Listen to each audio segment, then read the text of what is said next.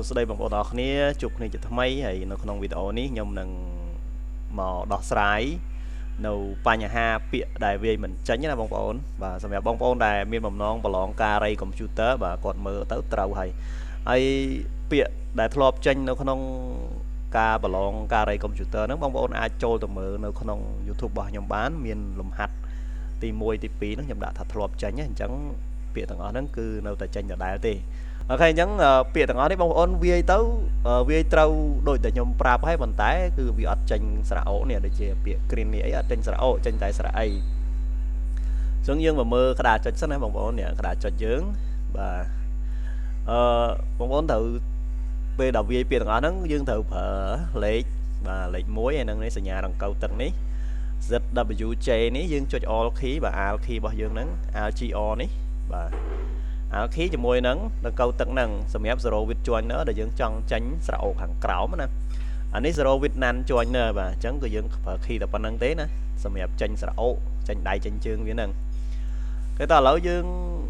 បើកកម្មវិធី Office របស់យើងមក Microsoft Office Word របស់យើងមកបាច់បាទបើកមកហើយខ្ញុំយក blank document នេះហើយសូមដាក់វាមកជារៀងនេះបាទសួរមកទូចបន្តិច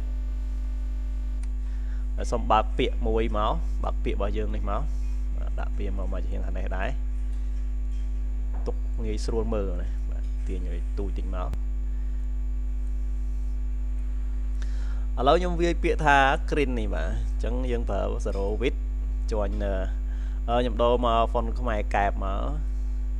ដាក់លេខ72មកឲ្យធំៗឲ្យបងប្អូនស្រួលមើលបាទឥឡូវយើងវាយមកកជើងរដាក់ត្រីសាប់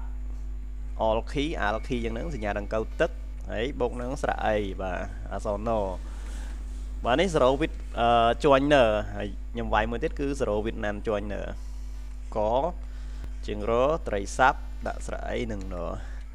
ចម្លែកត្រង់ថា zero with joiner និង non joiner ហ្នឹងគឺវាអត់ឃើញស្រៈអូទេបាទអញ្ចឹងដំណោះស្រាយដើម្បីធ្វើឲ្យឃើញស្រៈអូហ្នឹងគឺដោយសារតែ font ខ្មែរកែបនេះវាខុស version ហើយបងប្អូនខ្លះគាត់ថាតើតែកុំព្យូទ័រគោលយោបល់បានវាចេញបើកុំព្យូទ័រយើងវាចេញដូចគ្នាណាឥឡូវបងប្អូនធ្វើតាមខ្ញុំទៅនឹងវាចេញដូចគ្នាហើយអូខេតោះអញ្ចឹងយើងទៅបដូរ font នេះយើងយកខ្មែរកែបនេះ version ផ្សេងមកណាខ្ញុំបានតេស្តរួចរាល់ហើយ version ខ្លះចេញ version ខ្លះអត់ចេញឥឡូវខ្ញុំតេស្ត version អត់ចេញឲ្យបងប្អូនមើលសិនណាហើយឥឡូវខ្ញុំនឹងតេស្ត version ដែលចេញម្ដង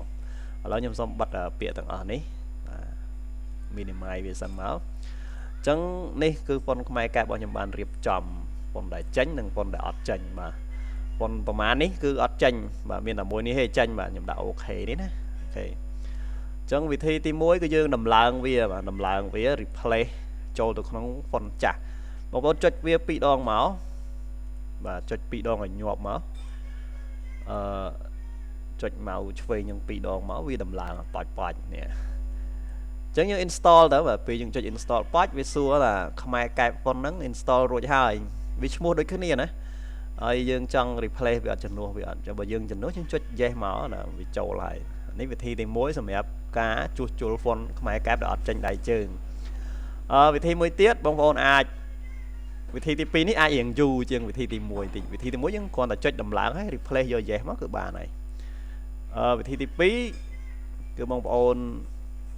copy វាមកបាទ copy វាមក copy វាហើយយើងចូលទៅក្នុង drive C មក local DC ហ្នឹងយើងចូលទៅក្នុង window បាទ window ហើយបងប្អូនរកពាក្យថា fonts ហើយបងប្អូនវាយពាក្យកន្លែងនេះមកយើងយកវាយខ្មែរកែបបាទខ្មែរកែបនេះគឺ font ខ្មែរកែបដែលយើងបានដំឡើងហើយបងប្អូនចុច delete មកឬក៏បងប្អូនចុច mouse ស្ដាំមកចុចពាក្យថា delete ដូចគ្នាបាទអញ្ចឹងយើង delete អានេះចោលមកបាទ delete ចោលមកបាច់បាទហើយយើងចុច mouse ស្ដាំមកយើង paste វាមក paste លើនឹងមកបាច់បាទអញ្ចឹងវាចូលហើយបងប្អូនមើលកន្លែងនេះវានឹងបដូរទ្រង់ទ្រាយណាបាទឥឡូវយើងចុចមួយសិនមកបាទនេះបងប្អូនឃើញទេនេះចាញ់ហើយបាទអានេះចេញស្រៈអូវិញហើយយើងជួសជុលរួចវាចេញហើយអញ្ចឹងបងប្អូនដែលចង់បាន font នេះបងប្អូនអាចមើល link នឹងទៅខ្ញុំដាក់ក្នុង link នឹងឲ្យណាសម្រាប់វីដេអូនេះដូចជាដល់ទីបញ្ចប់ហើយមានតែប៉ុណ្្នឹងទេបាទអរគុណច្រើនជួបគ្នាវីដេអូក្រោយទៀតបាយបាយ